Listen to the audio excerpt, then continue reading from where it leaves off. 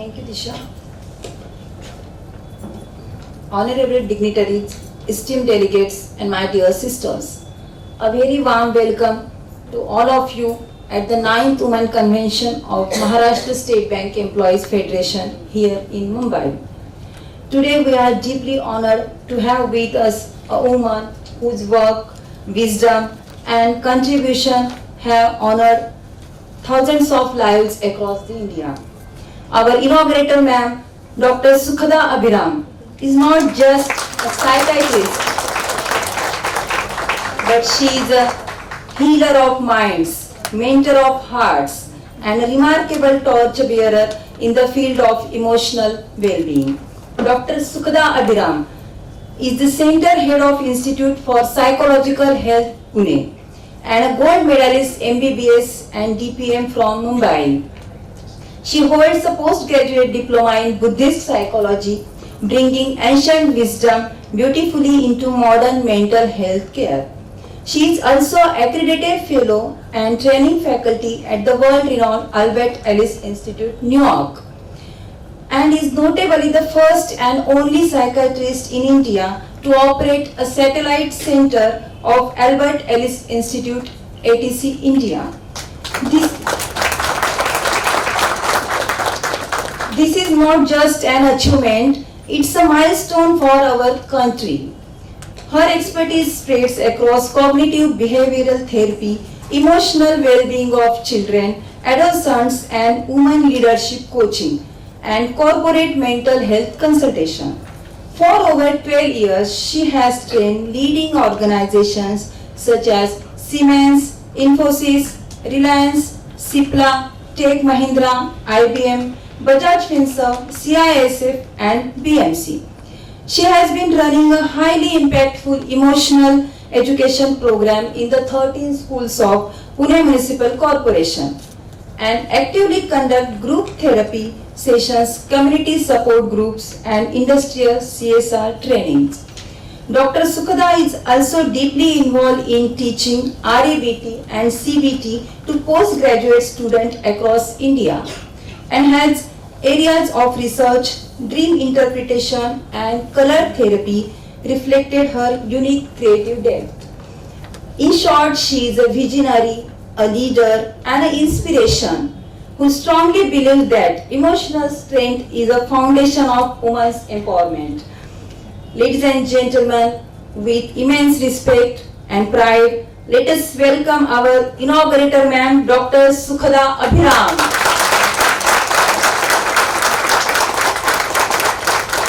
A woman who teaches us that when the minds become stronger, a world becomes brighter.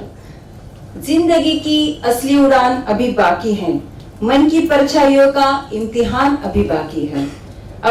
आपने जो सोचा है बस वही सच नहीं, मन को पहचाना उसका ज्ञान अभी बाकी है. Please join me in giving her a big round of applause. Dr. Sukhada Abhiram. Thank you.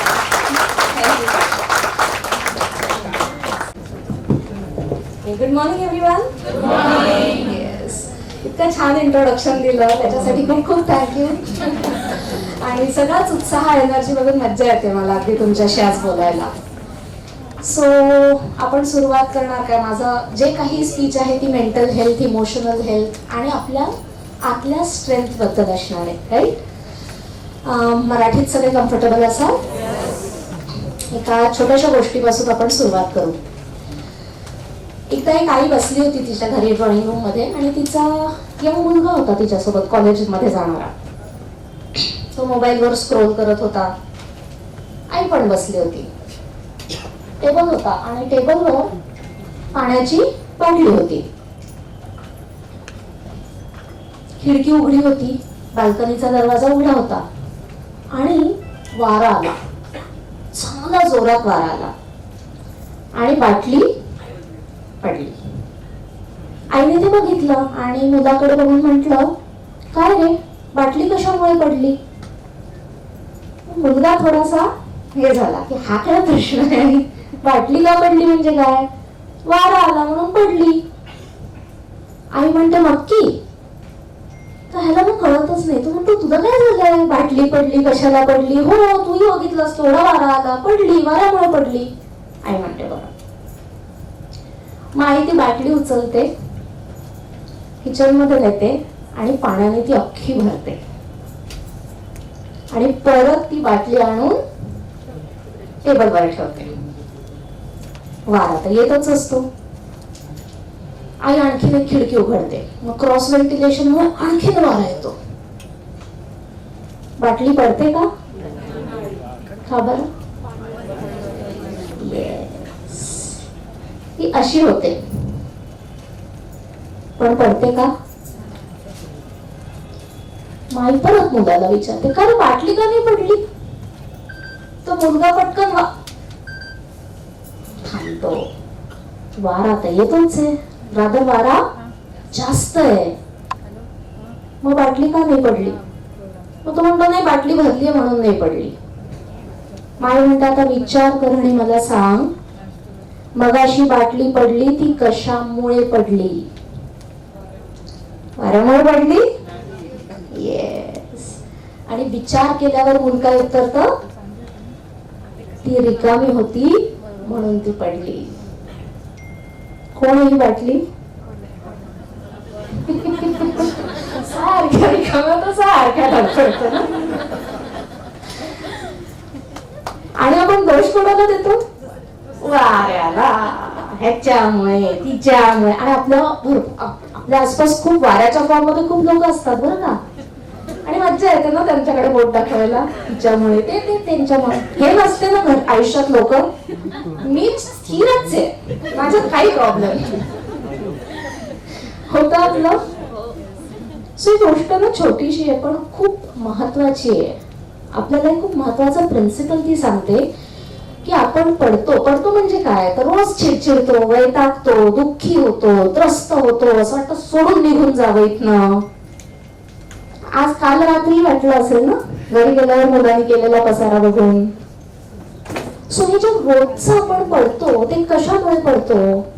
नवऱ्यामुळे म्हणा की हो, नाही. मुलांमुळे, बॉसमुळे,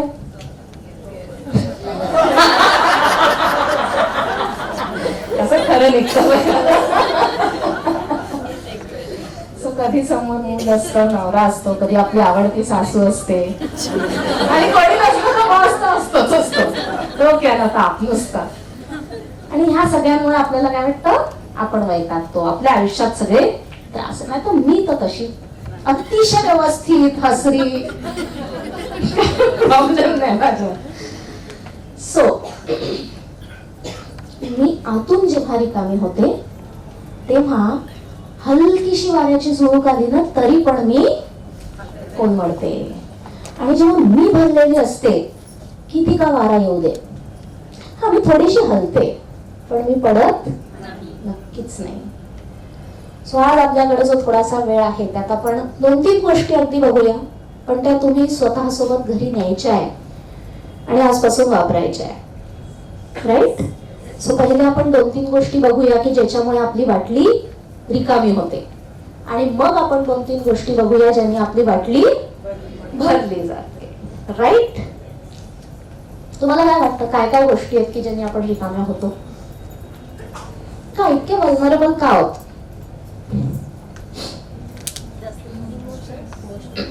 बघा, पहिलं कारण काय येतं? स्ट्रेस, म्हणजे काहीतरी बाहेरचं. आपण आत्ताच बघितलं, आपण बाहेरच्या गोष्टींनी पडतो की आतल्या गोष्टीमुळे पडतो?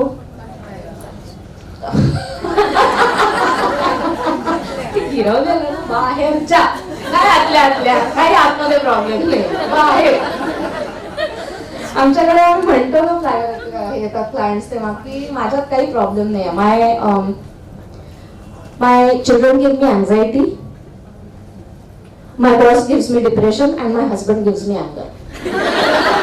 ह्या तिघांना दूर ठेवा माझ्यापासून, माझ्यासारखे आनंदी कोणी नाही राहणार. स्ट्रेस जर बाहेरच्या गोष्टींमुळे आला असता तर लक्षात घ्या आपण सगळे इक्वली स्ट्रेस्ड असतो. सगळ्यांना घरी साधारण तेच प्रॉब्लेम आहे, सगळ्यांना साधारण ऑफिसच्या सेटअपमध्ये सिमिलर प्रॉब्लेम्स असतात. मग असं का की एखादी खूप ताण घेते, एखादी ते रोजच आहे सोडणं, फरकच नाही पडत. एकीची झोप जाते आणि एक खाऊन पिऊन मजेत असते. असं का? So it is not about बाहेरनं काय येतंय, it's about how I process what is coming to me. पालीला किती जण घाबरतात तुमच्यापैकी? हात वर करा. आमच्या अर्धा जास्त हॉल हात वर करेल. मग पाल तर केवढी डेंजरस असली पाहिजे ना.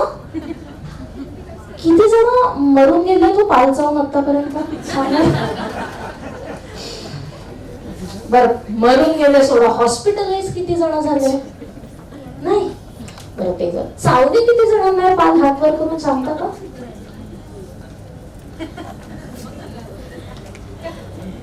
भीती पालीमुळे नाहीये. पाल दिसल्यावर माझ्या मनात जो विचार येतो त्याच्यामुळे भीती आहे.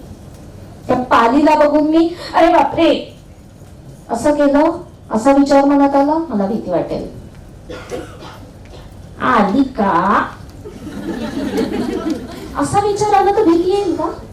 आण रे झाडू कुठे आहे? मग भावना कुठली येईल पालीला बघून? अरे झाशीची राणी, झाडू आणि ती पाला आज बघते कुठे जाते ती. सो पाल हे स्ट्रेस किंवा भीतीचं कारण आहे का? मुळीच नाहीये. पालीला बघून माझ्या मनात मी जे विचार करते ना त्याच्यामुळे भीती येऊ शकते, त्याच्यामुळे किळस येऊ शकते, त्याच्यामुळे करेज येऊ शकतो की घरचे परत हंगामा करतील त्यापेक्षा उठ आणि मार तिला. किंवा त्याच्यामुळे इंडिफरन्स पण येऊ शकतो की असू दे ना, ती तिची राहते, तू तुझी राह, तू केवढी ती केवढी, काय मोठं करते ती तुला, बस. So pal does not give me fear. Who gives me fear? माझे स्वतःचे थॉट्स, माझे विचार. मी पालीला बघून काय सुरू करते इथे. तसंच बॉस त्रास देत नाही. तुम्हाला मी आवडणार नाही कदाचित ह्याच्यासाठी, चालेल,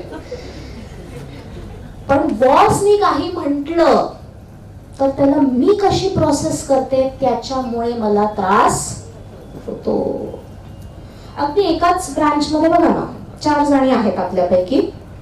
बॉस सगळ्यांशीच तसा वागतो, एखादा फेवरेटिझम सोडून या चौघींची सिमिलर वागणूक आहे. ओरडा बोलण्याची भाषा थोडी हार्श ब्रॅश आहे, थोडे एटिक्वेट्स कमी आहे की ना, जे एकट्यात बसून सांगितलं पाहिजे ते 4 जणांसमोर मुद्दाम ओरडून काहीतरी सांगेल. आहेत प्रॉब्लेम्स, मान्य केले. आणि सकाळ उठून बॉसनी काहीतरी कटकट केली. मला सांगा, 4ही बायकांचे रिॲक्शन्स सेम असतील का? नक्की. तर पहिली जी असेल ती दुःखी होईल. काय ना, सकाळी उठून कितीही करा काही फायदा नाही, हेच होतं, यांना काही किंमतच नसते. हा विचारांचा ट्रॅक जिच्या मनात येतो तिची भावना कुठली होते? दुःखी. काय ना, नशीबच. एखादी अरे बापरे पुन्हा माझ्याच कडनं चूक झाली, यावेळेला प्रमोशन जाणार, माझंच कसं असं होतं, अरे बापरे प्रमोशन मिळालं नाही, यावेळेला तर मी विचार केला तर असं करेन तसं. भावना कुठली आली? भीती, काळजी, आता काय होईल माझं पुढचं. सो जसे विचार आले तशी भावना आली. तिसरीच्या मनात विचार येतात, नेमकं काहीतरी मिसअंडरस्टँडिंग झाली आहे, मी माझं काम केलंय तरी इथे इतकी कटकट झाली, म्हणजे definitely he has missed looking on to something. 10 मिनिटात थांबते, त्यांना जरा श्वास घेऊ देते आणि मग जाऊन त्यांच्याशी बोलते की नक्की काय प्रॉब्लेम झालाय, मी माझं काम हे पूर्ण केलंय and let me sort it out. तिची भावना कुठली आहे? शांततेची आहे, पीस आहे, ओके म्हणजे ती. आणि चौथी, तिलाही बॉस तसाच रागवतो. ती काय म्हणते? नक्की बायकोची भांडून आलाय, काय लोड घ्यायचा मी, ह्याचा कसं लोड घ्यायचा. तिची कुठली भावना असते? खाओ पिओ ऐश करो. सो आता मला सांगा ना, बॉसच्या बोलण्यामुळे मला स्ट्रेस येतो का? बॉस जे बोलतो त्याला मी अर्थ काय जोडते, त्याला मी महत्व किती देते, त्याला मी 100% खरं मानते की मी त्याला इंटरप्रिटेशन साठी ओपन ठेवते, ह्याने ठरेल की माझ्यावर त्याचा परिणाम कसा होईल. सो आता सांगा स्ट्रेस कशामुळे येतो. आता बॉस बोलला तर मी स्टेजवर बोलले तुम्हाला. हा कॉन्सेप्ट क्लिअर आहे तुम्हाला सगळ्यांना. बाहेरच्यांचं वागणं इन्क्लुडिंग बॉस, घरची लोक, टू आपलं government of India, another favourite topic ज्याला आपल्याला हवंच असतं काहीतरी बोट दाखवायला, तो चायना, हे सततच राहणार आहे. हे कुठेही जाणार नाही आणि कधी बदलणारही नाहीये. मग तू काय आयुष्य दुःखी आणि त्रासात राहणार का? सो ते त्यांची कामं करतात, तू तुझी कर ना. तू तुला बदल, सो दॅट त्यांच्या वागणुकीचा, त्यांच्या कृतींचा त्रास तुला कमीत कमी होईल. एवढं करूया नक्की. चलो, सो फर्स्ट पॉइंट की आपली बाटली रिकामी का होते, तो हाच आहे की आपण एक तर नको त्या गोष्टींना खूप महत्व देतो. लोक काय म्हणतील, लोक कसे वागतील, आणि त्याचा डायरेक्ट परिणाम आपण कशावर करून घेतो. तो दुसरा पॉइंट आहे आपल्याला रिकामा करणारा, आपल्या सेल्फ वर्थवर. सेल्फ वर्थ म्हणजे स्वतःची किंमत कमी करतो ना. कोणी माझा फोन नाही उचलला आणि पुढचे 3 तास फोन नाही आला तर आपण काय आपल्या मनात येतं लगेच, एक तर त्याच्यावर तरी बोट जातं, नाहीतर माझी कोणाला किंमत नाही, पटकन स्वतःची किंमत कमी करतो ना. सो पहिल्या 2 गोष्टी फारच सोप्या आहे की फर्स्ट इज की मी लोकांच्या बोलण्याला किंवा लोकांच्या कमेंट्सना गरजेपेक्षा जास्त महत्व देते, आणि दुसरं म्हणजे मी त्याच्यामुळे स्वतःची किंमत कमी करून घेते. एक उदाहरणातनं बोलूया म्हणजे हा कॉन्सेप्ट क्लिअर होईल. आपण सगळे कारल्याची भाजी खातो. तुमच्यापैकी किती जण आहे की ज्यांना कारलं प्रचंड आवडतं? क्या बात, बरेच जण. तर मला एक कारल्याचा स्पोक्स पर्सन लागेल. हा, आय लव्ह कारलं. येता मॅडम? नाही, फक्त उभ्या राहा, तुम्हाला काही त्रास नाही देणार नाही. आपल्यापैकी असे कोणी हू हेट्स कारलं? अरे मैत्रिणी कशा, या या या, काय जोडी बसली आहे बघा समोरच. सो एक आहे I love karla, all praises about karla, and the other one is hates. काय शब्द स्ट्रॉंग, ह्याला एडिबल तरी कोणी बनवलं, हे आहेच का जगात? ठीक आहे, आता लेट्स से मी एक एलियन आहे, मला काही इथल्या भाज्या बिज्या तुमच्या माहिती नाही आहे, आणि मी असं एक कारलं घेऊन हातात फिरते. ओके, आणि मला पहिले ह्या भेटल्या. मी कोण आहे? एलियन. मला माहिती नाही हे कारलं माझ्या हातात काय आहे. सो मी ह्यांना हे दाखवलं. आता या भरभरून बघूया कारल्याबद्दल काय बोलतात. अरे वा, कारलं मला खूप आवडतं. तुम्ही हे मला देऊ शकता का? मी त्याची लगेच भाजी करते, तुम्हाला पण खूप आवडेल. मी तुम्हाला देऊ का बनवून? त्याचे हेल्थ बेनिफिट्स पण खूप आहेत. Karla is very very good for our health. I love karela. कारल्याला भाज्याच बनवतात. आता मला वाटतं वाव, मला तर काय खजिनाच मिळालाय, काय आहे म्हणजे माझ्या हातात. यांचं ऐकून वाटलं ना तसं, तर मी पुढे चाललीये आणि मला ह्या भेटल्या. ओके, यस, कारलं ती काही खायची गोष्ट आहे का? किती कडू आहे माहितीये का ते? लोक सांगतात त्याचे हेल्थ बेनिफिट्स आहे, आणि भाजी वगैरे म्हणायचं झालं किती गुळ झालं त्याच्यामध्ये, कडू ते कडूच राहतं. ते म्हणतात ना कडू कारलं तुपात तळलं. अजिबात खाऊ नका, तुमची टेस्ट जाईल म्हणे. क्या बात आहे, स्पोक्सपर्सन ने किती एकदम. आता मला या कारल्याबद्दल काय वाटतंय? शिकलो मी, टाक बाजूला, हे नको, काहीतरी काय आलं मनात. नाव suppose, yes thank you so much. आता तर मी एलियन होती, कारल्याला जवळ घेतलं, कारल्याला टाकून दिलं. नाव let say I am the karla. कळतंय आपण कुठे जातोय. सो मी हे कारलं आहे आणि मी वावरते किंवा मी भाजीवाल्याच्या स्टॉलवर बसलीये. एक जण येतंय, वावा करत घेतय, किती सुंदर कारली आणली हो दादा. आणि एक शी बाई, ही कशाला ठेवता हो समोर एवढा ढीग मांडून.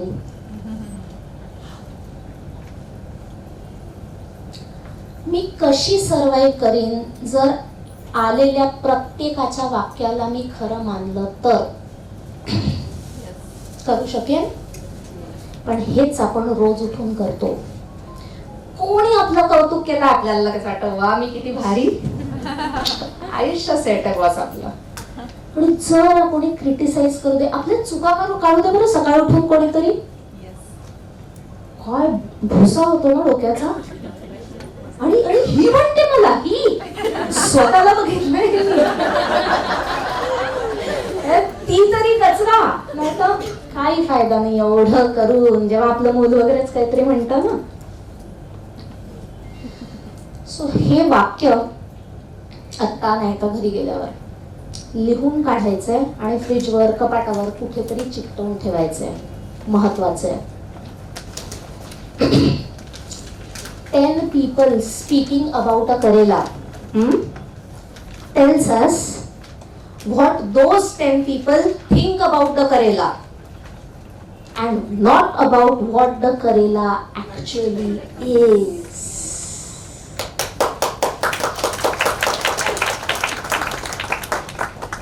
Ten people talking about me will tell me what those 10 people think about me and not what I am in reality. मग 10च्या जागी 100 लोक बोलू देत. रोज रात्री माझा कॉन्शियन्स माझ्या सपोर्टला आहे. तो मला सांगेल मी खरंच चुकली, मी खरंच वाईट काही केलं तर माझा विवेक आहे ना मला रोज थांबवायला की काय करतेस, आज जास्त चिडचिडलीयस, आज हायपर झाले. आपल्याला टोकतो की नाही आपला कॉन्शियन्स, तेवढा बास आहे. त्याच्याहून जास्त ही पॉवर मला दुसऱ्यांना द्यायची आणि त्याच्यामुळे माझी किंमत तर नक्कीच कमी नाही करायची. एक साडी आपल्याला 100 बायकांना आवडते का हो कधी?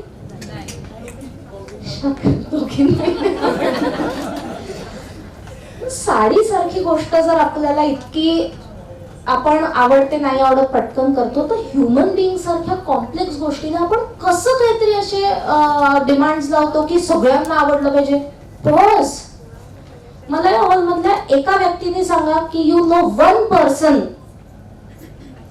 की ज्याच्यावर सगळे प्रेम करतात. एक माणूस सांगा की ज्याच्याबद्दल कोणाची एकही तक्रार नाही. आहे असा माणूस जगात? नक्की. आणि असा कुठे सापडला तर त्याच्या बायकोला भेटा जाऊन. नक्कीच करायचं काही नाहीये. अशी व्यक्ती जगात अस्तित्वात नाही. आणि असे काहीतरी हट्ट मी स्वतःला लावून घेते की कोणी वाईट नाही म्हटलं पाहिजे, कोणी इग्नोर नाही केलं पाहिजे. Boss, not going to happen.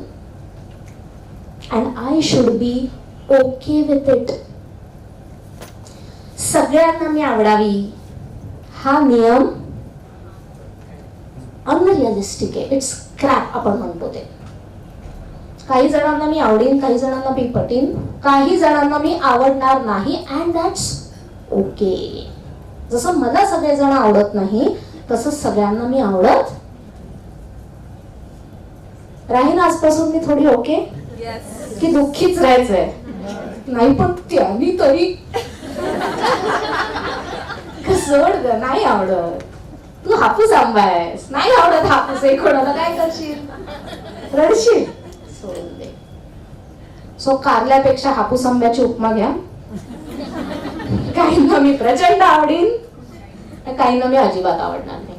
हा, गाढवाला गुळाची चौकावर प्लीज जाऊ नका ज्याला नाही आवडत, कारण आपण इतके चंट असतो, आपण म्हणतो नाही आवडत, तसंही नका जाऊ. इतक्या साध्या गोष्टीवर आपण थांबूया की काहींना मी पटेन, काहींना मी पटणार नाही, काहींना मी आवडेन, काहींना आवडणार नाही. काही जण माझ्यावर प्रेम करतील आणि काही जण मी कितीही केलं तरीही माझ्यावर प्रेम करणार. That's okay. म्हणूया सगळेजण नक्की. पण त्याच्यामुळे स्वतःची किंमत कमी करूया का? झोपताना आपण कसे झोपलं पाहिजे? आनंदात, शांतीने. Good with this everybody. कारण हे जर नाही केलं तर तिसरा मुद्दा आहे ज्याने आपली बाटली रिकामी होते, तो म्हणजे ब्लेम करणं. सो जर आपण आतमध्ये ते नको ते नेगेटिव्हिटी घेतो, स्वतःची किंमत कमी करतो, नाहीतर दुसऱ्याला तरी वाईट म्हणत असतो. आणि दुसरे म्हणजे कोण कोण? Starting from our family members, colleagues, friends, seniors, juniors. प्रत्येकासाठी आपल्या मनात लेबल आहेत बघा, आहेत. कित्येकदा तर व्यक्ती दारात ना चिरायचीच असते, त्याचं लेवल आधीच येतं. आला अरे काय सगळ्यांना लेबल चिकटवलेली, हा कसा असा, ती कशी, आणि त्याप्रमाणे मग आपण त्यांच्याशी बोलतो, वागतो ना, गडबडतो, आपणच गडबडतो, आपणच पडतो मग त्याच्याने. सो घरचे असो, बाहेरचे असो, शहर असो, देश असो, कधी कधी तिथवरही आपलं मन भरत नाही, मग आपण कोणाला नाही सोडत. अरे शेवटी कोणाला पकडतो? हा, त्याला तरी सोडलंय का? काही नाही, त्याला मी दिसतच नाही बहुतेक. ते नशीब त्यालाही नाही सोडत. कित्येकदा असं होतं ना की आपल्याला वाटतं माझ्याच सोबत असं होतंय, होतं की ज्या दिवशी मी पांढरी साडी घालते किंवा पांढरा ड्रेस घालते काहीतरी, ज्या दिवशी मी छत्री घ्यायला विसरते, टोल नाक्यावर किंवा ट्रॅफिक जॅम मध्ये, क्या बात आहे, मी ज्या लेन मध्ये असते ती नेहमी. बरं, मग मी लेन चेंज करते. हा, मग काय होतं? मग ती माझ्याच सोबत असं होतं. पण हे सगळे म्हणतात. So this is what blaming and comparison does to us. ते आपल्याला कुठेही ना पॉझिटिव्हिटी नाही देत. आपल्याला वाटतं या बिरबलच्या स्टोरी सारखं की ह्याला ब्लेम केलं की मी छान होईन. आतमध्ये आपण छान होत खरंच नसतो. So instead of let us again try to focus on myself. एक खूप छान गोष्ट आहे. आर्थर ॲश हे नाव तुम्ही ऐकलंय का? So Arthur Ashe he was the first person, first black to win the Wimbledon title. त्या काळातली गोष्ट आहे जेव्हा विम्बल्डन हा खूप रेसिझम होतं ना, काळे गोरे खेळूच द्यायचे नाही का, तर तुम्ही ब्लॅक आहात, इतकं रेसिझम. त्या काळात अतिशय साधारण कुटुंबातून आलेला हा मुलगा विम्बल्डनचं टायटल जिंकतो. खूप मोठी गोष्ट होती. And he had fan following across the globe. कारण की ती फक्त एक ते जिंकणं नव्हतं ना, ते एक मोठा इतिहास घडवणारी ती गोष्ट होती. So he had fan following across the globe. खूप लोकांनी त्यांच्यावर प्रेम केलं. उत्कृष्ट गेम खेळायचे ते, यंग होते. And while he was in the peak of his game, त्यांना त्या काळात तो आजारी डिटेक्ट झाला की ज्याच्यामुळे डॉक्टरनी सांगितलं की तुमच्याकडे आता फक्त 2 वर्ष आहेत. He was diagnosed with HIV. आणि पुन्हा आपल्याला लगेच वाटेल की त्याच्याचमुळे झालं असेल, तर नो. त्यांच्या सर्जरीमध्ये त्यांना ब्लड ट्रान्सफ्युजन झालं आणि त्यांना HIV झालं. म्हणजे हे का डिटेल सांगते की त्यांची चूक होती का? म्हणजे मी उत्तम खेळतोय, इमानदारीने सगळं, खूप कष्टातनं मी मोठा झालोय आणि मी या लेवलपर्यंत पोहोचवलंय स्वतःला.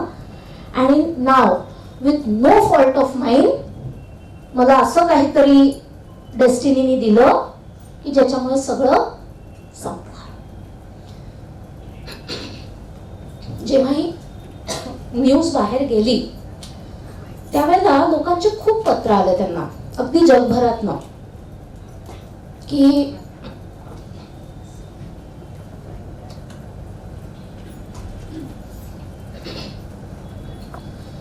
जगभरातनं पत्र आली त्यांना की no we are so sad, की तुम्हाला असं का व्हावं. आणि खूप लोकांनी प्रेम, दुःख सगळं एक्सप्रेस केलं होतं.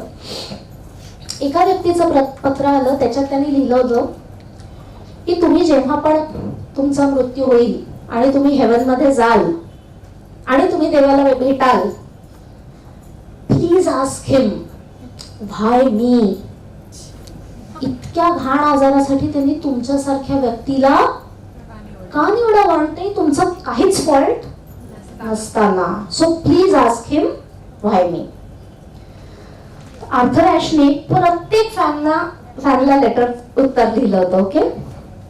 आणि ह्या फॅनला एक छान उत्तर लिहिलं त्यांनी लिहिलं, मित्रा तुझं माझ्यावर प्रेम आहे म्हणून तू एवढं सगळं मला म्हणतोयस, but you know what, if I go to heaven and if I meet God, मी नाही देवाला विचारणार व्हाय मी. माहितीये का,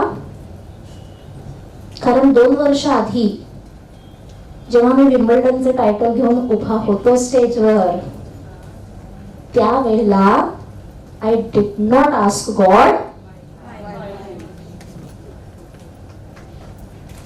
सहजपणे घेतलं ना.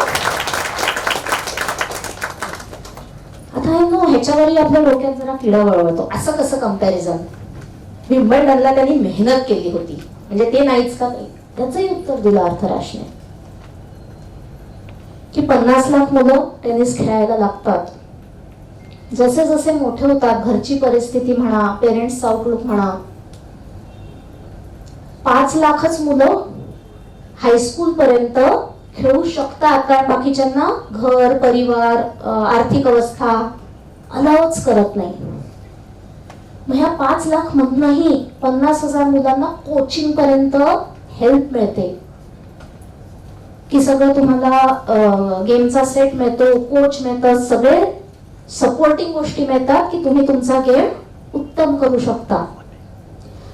त्यातले 5,000 असतात जे कॉलेज लेवलवर खेळू शकतात, त्यातले 500 असतात की जे स्टेट लेवलच्या लायकीचे होतात, त्यातले 5 असतात जे विम्बल्डनला पोहोचतात, 2 सेमीफायनलला आणि 1 फायनलला.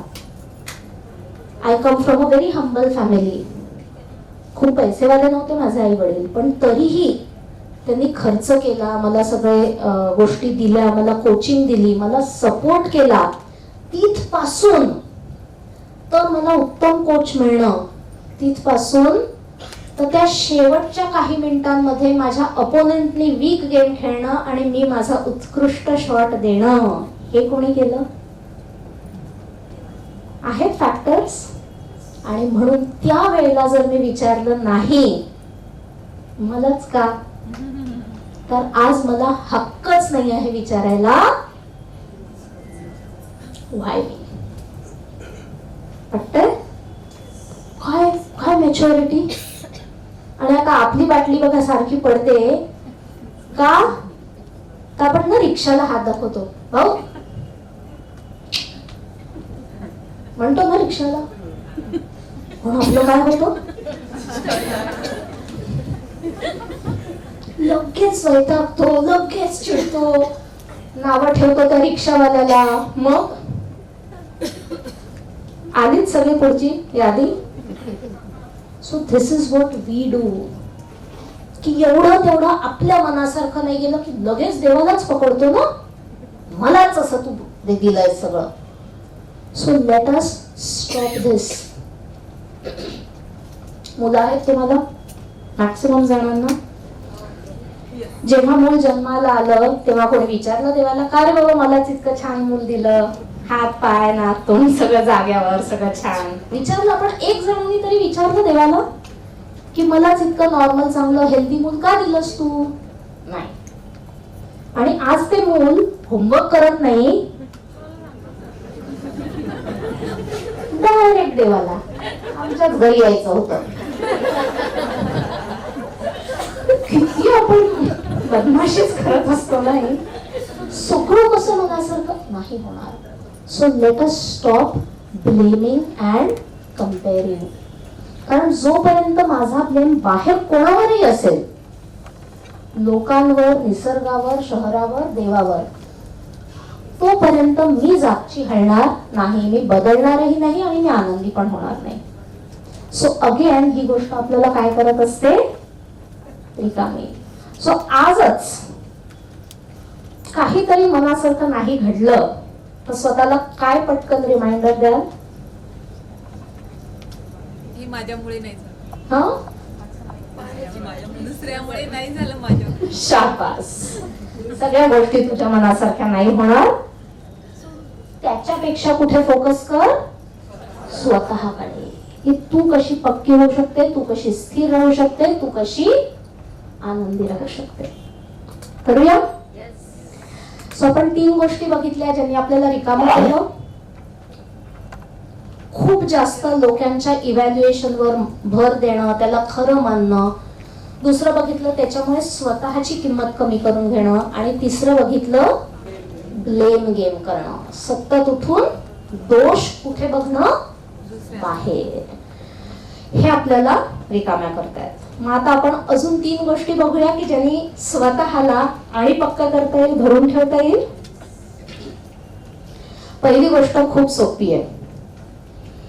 जर दुसऱ्याच्या बोलण्याने आपण स्वतःची किंमत कमी करतो तर काय केल्याने आपण स्वतःची किंमत वाढवू शकू? स्वतःला स्थिर ठेवून. आणि ते कसं करू? तर स्वतःवर भरभरून प्रेम करून, स्वतःचा स्वीकार करून. करतो का आपण? आपणच नाही करत. कित्येकदा आपल्याला वाटतं बाहेरच्यांना फॉल्ट दिसतो. सगळ्यात पहिले फॉल्ट फाइंडर कोण होत? आपण स्वतः आहोत. किती जण आरशात बघून रोज मस्त मोठी झाल्या काय दिसते म्हणतो? खरं सांगा, म्हणतो आपण स्वतःला? नाही. काय ना केस इतके पातळ झाले, पोटच सुटलंय, हे खूप क्रीम लावू, खूप काय काय करू. अगं सोड की, प्रेम कर आहेस ती. नाही. आपण इतक्या काड्या स्वतःमध्ये आपण काढतो, चुका काढतो, क्रिटिसाइज करतो. आणि मग बाहेर जाऊन कसं असे उभे राहतो की आता कोण काय मला छान म्हणतं. लोक बघतही नाही बघत. एवढा त्रास होतो. अरे काय चाललंय? Start with your self. सकाळ उठून आरशाकडे बघितलं की म्हण स्वतःला, आय हाय जबरदस्त दिसतेस. Start with loving yourself. कारण तू नाही स्वतःला दिलंस ना, तुला कोणीही देणार नाही, एवढं लक्षात घे. कौतुक तुला वाटतं दुसऱ्यांनी करावं, प्रेम तुला वाटतं दुसऱ्यांनी करावं. का ग बाई? कोणी कॉन्ट्रॅक्ट कुठला तू साईन करून आली? लग्नातही बघा, हा कुठे कॉन्ट्रॅक्ट नाही सही होत की प्रेम करायचं. नाही करणारच नाही कोणी. नाहीतरी काय, कोणीही करणार नाही. ना मुलं, ना नवरा, ना आणखी कोणीच. So start with loving, appreciating. तू छान काहीतरी बनवलंस ना, तू स्वतःला पाठ थोपट, काय मस्त उंदियो बनवला, एवढा डिफिकल्ट आहे, जमला हा तुला. नवऱ्याने नको बघू दे, हो नाही त्याला कळणार काय उंदियो काय काय. ठीक आहे, तू स्वतःला आधीच पावती देऊन मोकळी हो. छान बनवलायस आणि मज्जेत खा. हे सुरू करशील, तुझा मूड छान होईल, आपोआप अप्रिसिएशन येण्याची शक्यता वाढेल. आणि जर नाही वाढली तरी तू आनंदी राहशील, कारण तू स्वतःला ते दिलंयस. एकदा ना शाळेत वर्ग सुरू असतो. छोटी मुलं असतात 7-8 वर्षाची. आणि टीचर इज टॉकिंग अबाउट इन्व्हेन्शन्स, की कसं स्टोन एज होतं, मग इंडस्ट्रियल सिव्हिलायझेशन आलं आणि मग करत करत कसं माणूस डेव्हलप झाला. आणि मोठे इन्व्हेन्शन्स आणि डिस्कवरीज टीचरनी सांगितल्या की हे आलं, मग त्याच्यानंतर हे आलं, मग कसं कम्प्युटर आला, मग मोबाईल आला. छान मुलांनी ऐकून घेतलं. आणि मग टीचर म्हणे आता मी तुम्हाला एक प्रश्न विचारते, तुम्ही सगळ्यांनी विचार करा की अशी कुठली गोष्ट होती जगात जी 10 वर्ष आधी नव्हती आणि आज ती आहे आणि आपण आज त्याच्यामुळे मज्जेत आहोत. सगळी मुलं विचार करायला लागतात. एक मुलगी पटकन हात वर करते, हा बोल. ती म्हणते मी.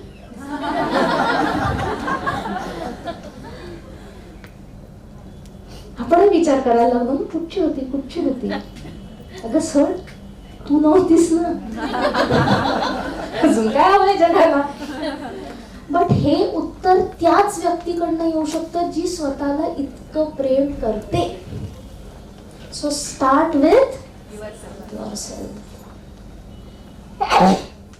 सुधाचंद्रनचा जेव्हा ऍक्सिडेंट झाला आणि पाय त्यांचा गेला, तो जयपूर फूट त्यांनी लावून घेतला आणि त्यावेळेला प्रोस्थेटिक लिंब इतकं सोपं नव्हतं आजच्यासारखं. अक्षरशः तो लाकडाचा ठोकळा होता. खूप दुखायचं, ब्लिडिंग व्हायचं त्या स्टंप मधनं. त्यांना चालताही यायचं नाही, नाचणं तर दूरची गोष्ट. बट स्टील शी प्रॅक्टिस्ड आणि त्यांनी परत स्टेज परफॉर्मन्स केला. सो पहिला त्यांचा जेव्हा स्टेज परफॉर्मन्स झाला, इंटरव्ह्यूअर्स होते त्यांचं मुलाखत घ्यायला.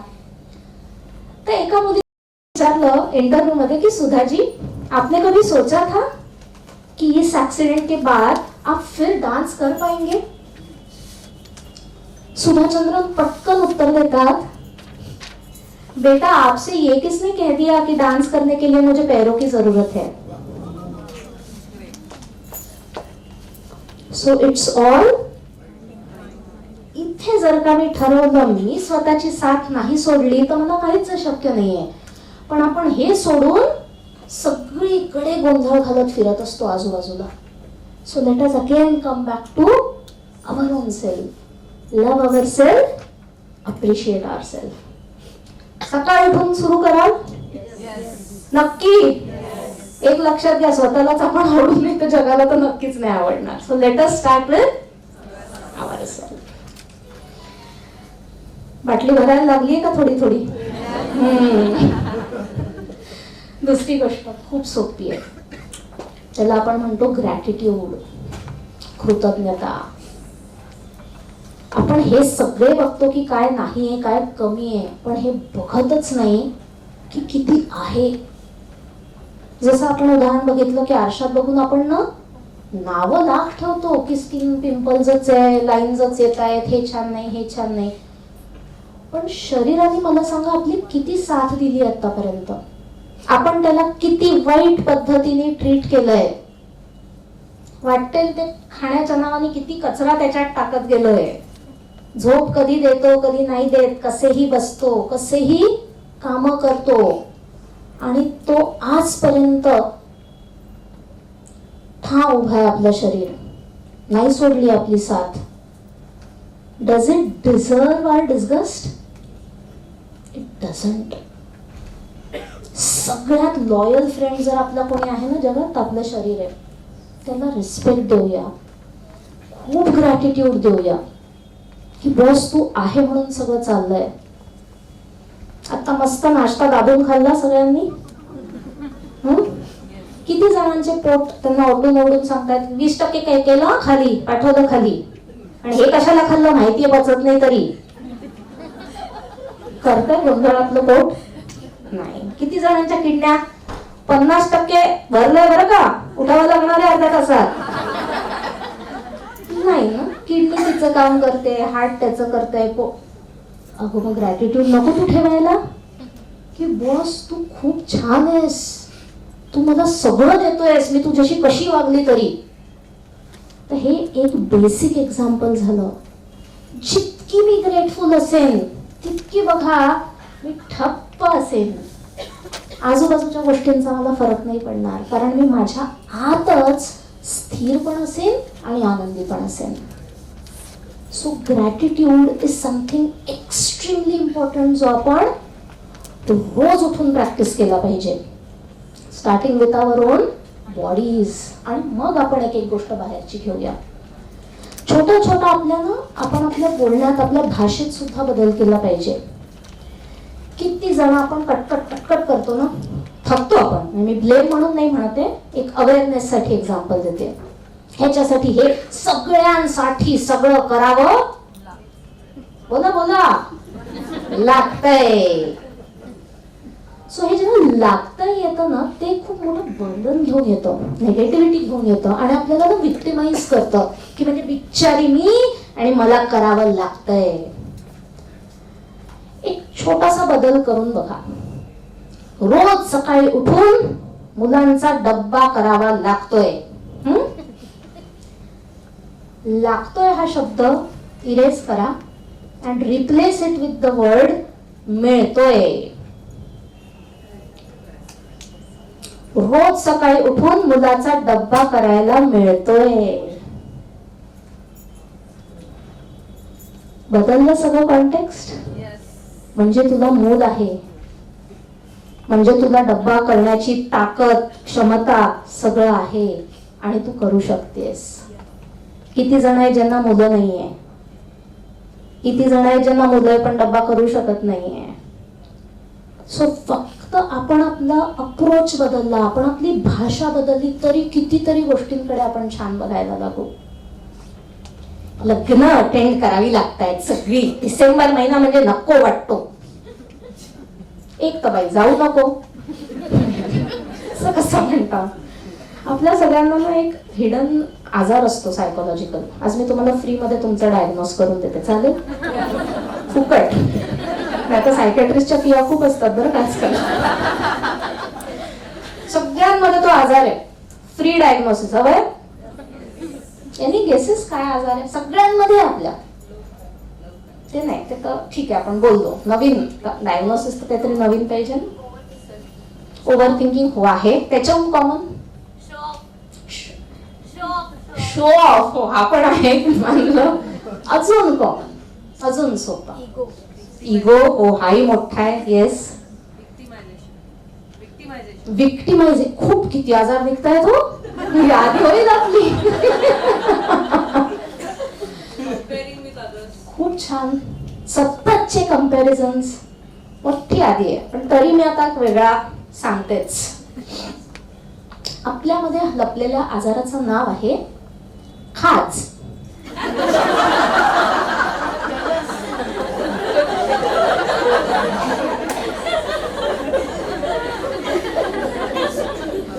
आहे सगळ्यांना. सगळ्या गोष्टींची खाज आहे आपल्याला. नको खाज नाही नाही, सगळ्या लग्नांना मी गेलीच पाहिजे, शो ऑफ केलाच पाहिजे, आणि तिकडे सगळ्यांनी मला कॉम्प्लिमेंट्स दिल्याच पाहिजे. सो हे आपलं तयार केलेलं आहे ना सगळं गोंधळ. सो हे आपण करतोय. सो इन्स्टेड ऑफ मला जावं लागतंय, एक तर डिसिजन घे की जाऊ नको, आणि जातेस तर हे म्हण मला जायला मिळतंय. आज मी अशा समाजात राहते जिथे सोशल गॅदरिंग होत आहेत. किती देशांमध्ये तशी स्थिती नाहीये, तसं कल्चर नाहीये. आज माझं स्थान आहे जे काही पारिवारिक समाजात, की मला त्याचा हिस्सा मानला जातोय. जा बरं हिमालयात जाऊन राहा, 2 दिवसात पळत येशील. जे कोणीच नाही तिथे काय करायचं. हे सगळं ना आपले खेळ असतात की पळून जायची इच्छा होते, 2 दिवस नाही राहणार. तिथे जाऊन माहिती नाही गॅस बंद केला असेल का.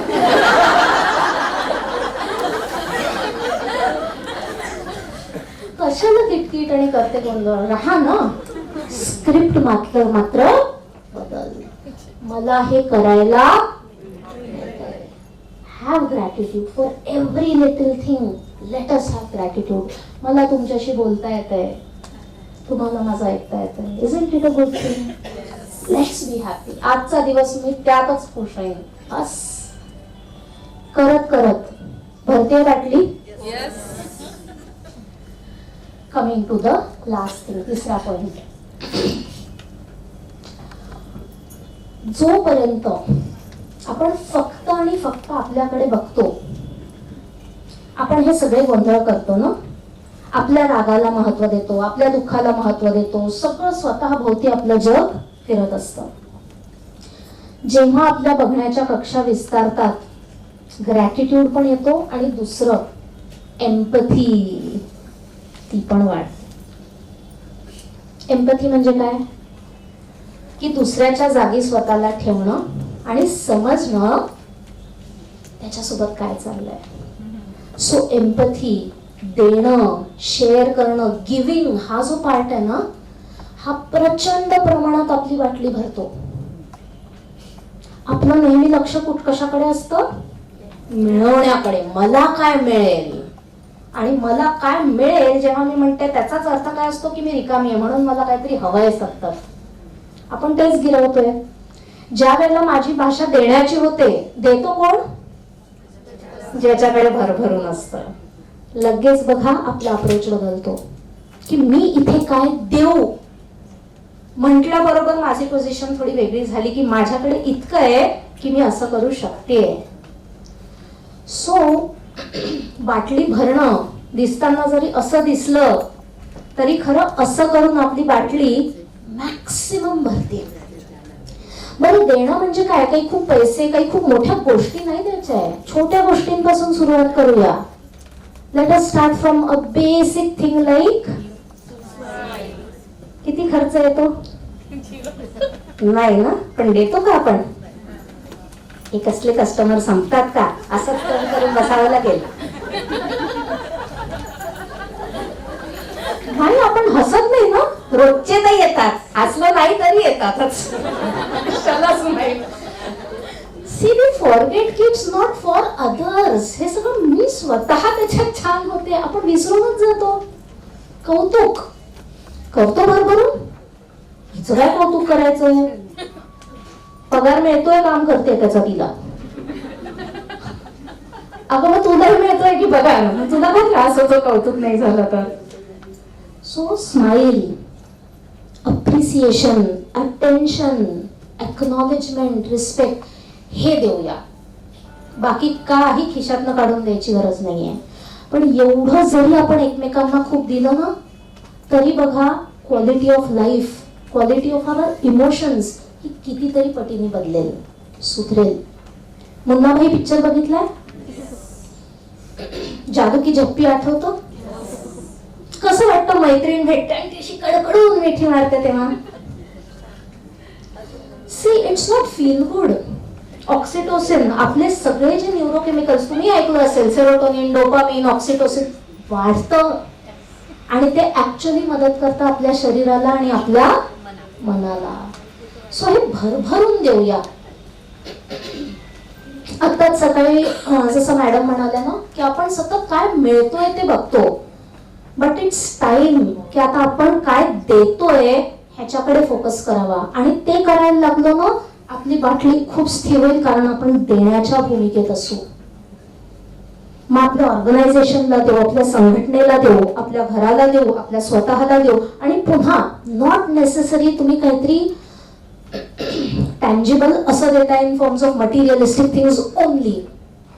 आपण आपले कष्ट देऊ शकतो, आपण आपली मेहनत देऊ शकतो, आपण आपला ना आनंद देऊ शकतो, आपण आपला पॉझिटिव्ह ॲटिट्यूड देऊ शकतो. And it will change decades to come. So बाटली भरायची असेल तर काय करावं लागेल? द्यावं लागेल. Right? To end this again, I will end with a story. एक चाळ असते आणि चाळीत लहान मुलं खेळत असतात. हाय एंड पॉश अशी गाडी त्या चाळीत आत येते. लहान मुलांनी ना ती गाडी अशी बघितलीच नसते कधी की एवढी झकास गाडी. तर सगळे ना असे त्या गाडीच्या अवतीभोवती गोळा होतात. वा, काय बढिया कार आहे, किती मस्त कार आहे.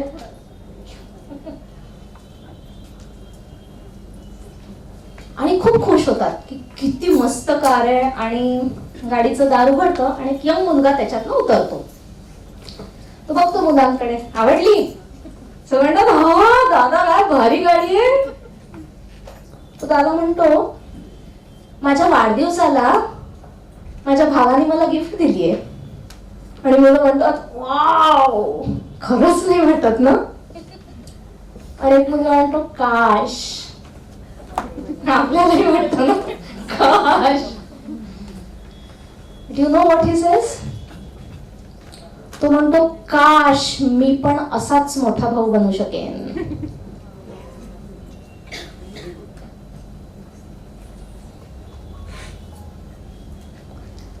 This is how we need to look at things. काश मला पण अशी गाडी मिळेल ह्याच्यात काही नवल नाहीये, पण ही गोष्ट बाटली रिकामी करणारी आहे.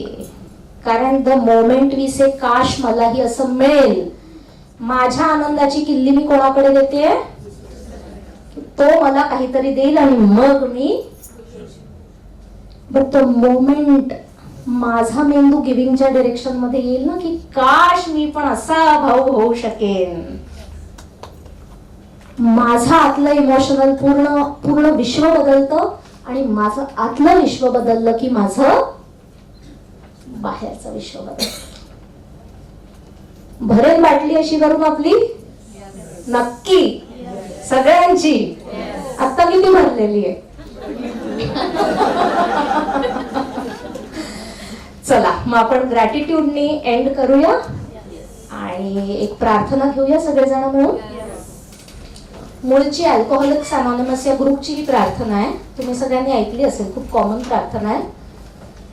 God grant me the serenity to accept things that I cannot change. Give me courage to change the things I can and the wisdom to know the difference. Serenity prayer म्हणतात, गुगलवर सगळीकडे तुम्हाला मिळेल. डॉक्टर दत्तप्रसाद ताभोळकरांनी त्यांचं Marathi translation केलंय. आधी मी शब्द सांगते आणि मग आपण सगळे ती म्हणूया. जे टाळणे अशक्य दे शक्ती दे सहाया, जे शक्य साध्य आहे निर्धार दे कराया. मज काय शक्य आहे अशक्य काय माझे मला कळाया दे बुद्धी देवराया. आता सगळ्यांनी सुरात म्हणूया. मी म्हणते एक एक लाईन आणि मग पुढे तुम्ही म्हणा. जे टाळणे अशक्य दे शक्ती ते सहाया, जे शक्य साध्य आहे निर्धार दे कराया. मज काय शक्य आहे अशक्य काय माझे मला कळाया दे बुद्धी देवराया. माझे मला कळाया दे बुद्धी देवराया. शेवटच्या दोन ओळी जास्त महत्वाच्या, त्या दोनदा म्हणायच्या. Thank you so much.